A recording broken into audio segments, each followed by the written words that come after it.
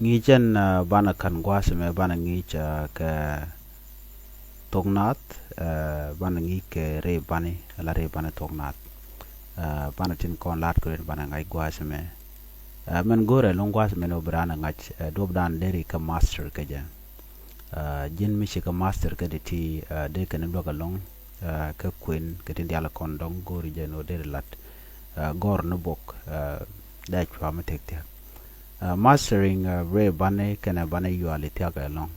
man ya mo bi ngaje no na me de cholde na me de cholde na me de cholde wo gatin koken bana je to gwas me a ha ha o u ho e ha he e ha e hi o ho hu mi si ngai ke ti ka kwena mo chi kon pe ga nyam chan ja kwen pe ga ro da bala na me shaldin shale a shaldin me ha shaldin me ha wana ka mano dien na me o na me ni o na me ho na me ni e na me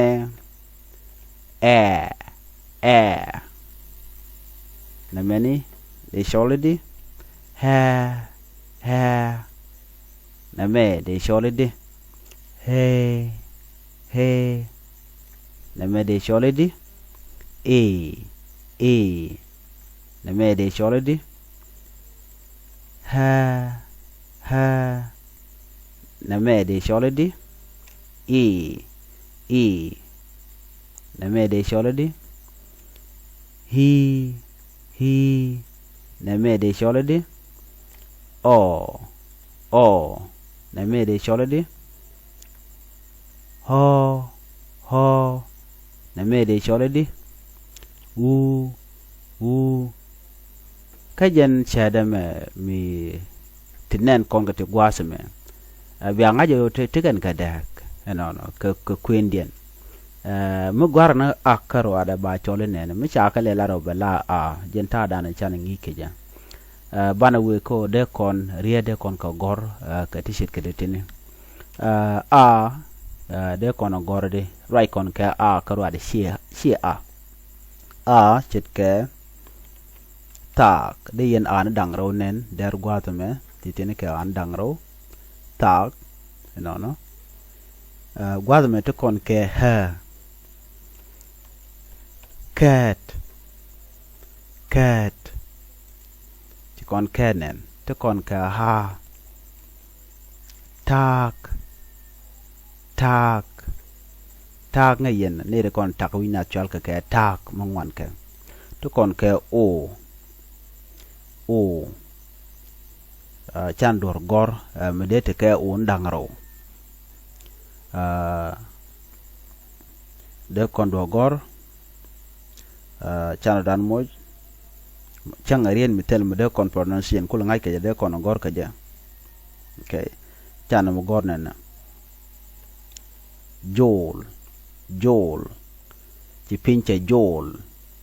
donc jol ke joa ki je jol ka to ken bat me la lar ke jol ke joach chale jol to kon ke u chana could chane gor could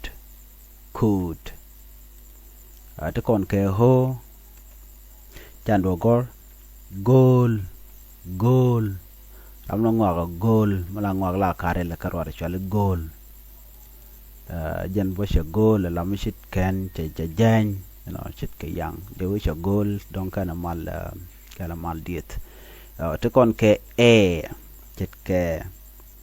kale okay kale de kon mu gwaten kel e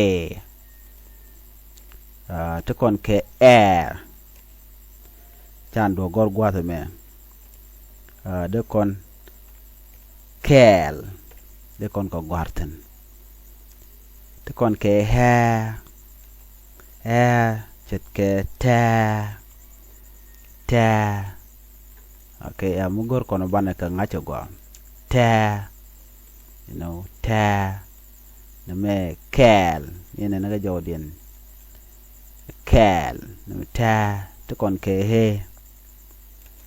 deep me dap ko dor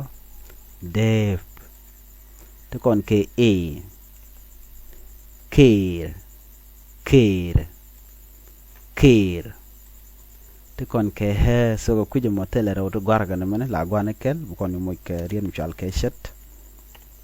no tene kel dara shet te kon ke e chan dor go gwaz me deed gori deed te kon ke hi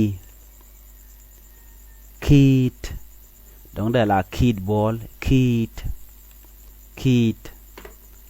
te kon ke o chan dor gor gwaz me na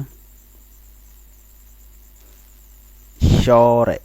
ke de ko dan mu ke dor chit ke gole ke gol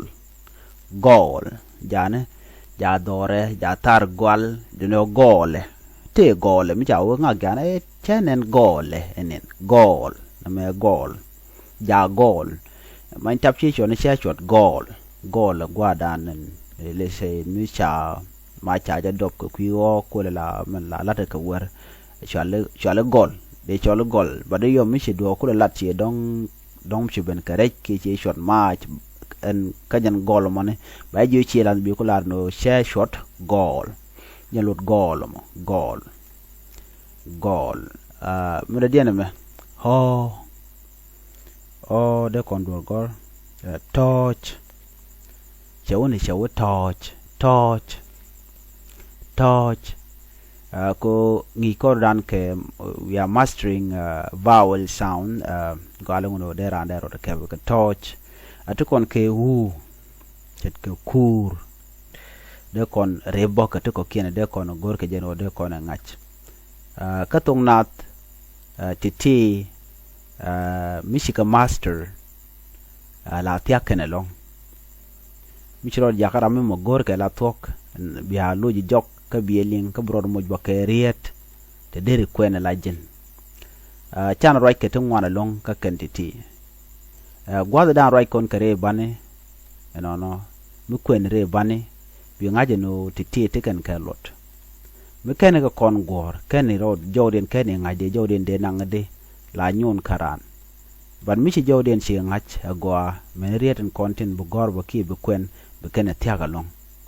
ba ka kwen ga kel ko bi akula ling ha o ho he he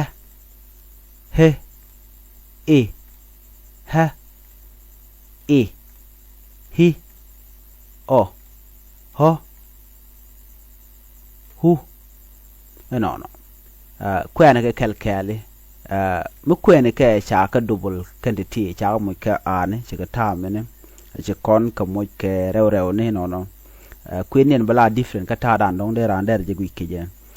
ko la ken jo la kana ger yo be kule nyo do dan dong de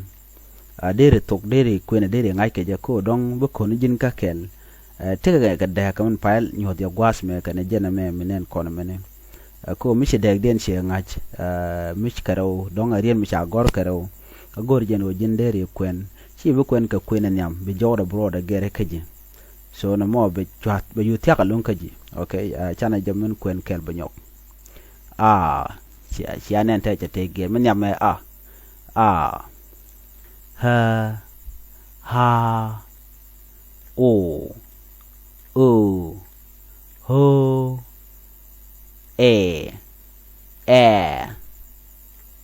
gwa to kon ke ha he e to kon ke he e he o ho hu enono bi shugoro no brodu ngeke kwendien ko jan dobo danen betok bi kula ngai ke jan manyam ko master a vowel sound katung not katung were mi we master ti dial bi ga tiakaji bo wa ka titi bi ga nyoko mo kwene ka dobo dande ga kwen ka jagwa bi nyoko we nyok ko de kan ka lon mi shika kwen within no time changja gwar jiriet bi kwene bi ngach no anyok bo gor video danen charwai tina long ka dobo dana dong da ran da riet der je kakaje kamishe jan ba video den be nyok bane ko bien ka je kak rien tila to ka de chal ka ba tila cho to ka kansen ke bantin check jawdien mi charwai tina long ba ka video ko ken ba ga nyok mon non ka ka jan ngi jada ande kon pek tene me en gore jin be subscribe gwa de me kan nuer language school